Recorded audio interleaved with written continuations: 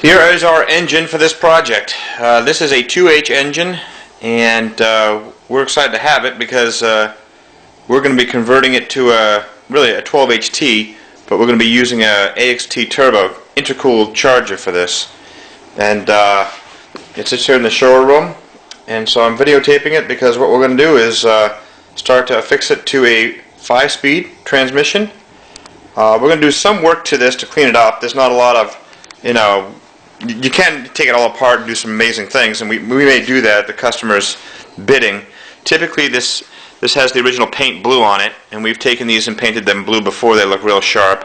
Take all the peripheral stuff off and possibly rebuild the injection motor. This is the injection motor over here, and it's a 6-cylinder, as you can see. Back here we have the fuel housing unit. The fuel filter will go right there, and we have the starter right here along with the clutch. And also here's the EDIC, has an electric EDIC on it. Down here is the gear, basically, that is in the gear housing, part of the fuel.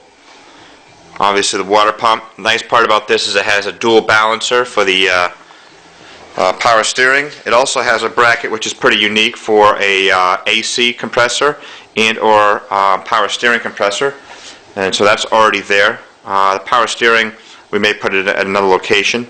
That right there is the alternator. We may swap out the alternator for a 145 amp GM alternator. This right here has an electric pump on the back, a vacuum pump, and we may replace that with an electric vacuum pump. We just did that in a an FJ60 with a 3B AXT turbo. You might have seen that online as well. Also here is the wiring harness, complete wiring harness, which is really nice. Has all the sensors and relays and things that you often want in a engine, so we do have the complete wiring harness with it.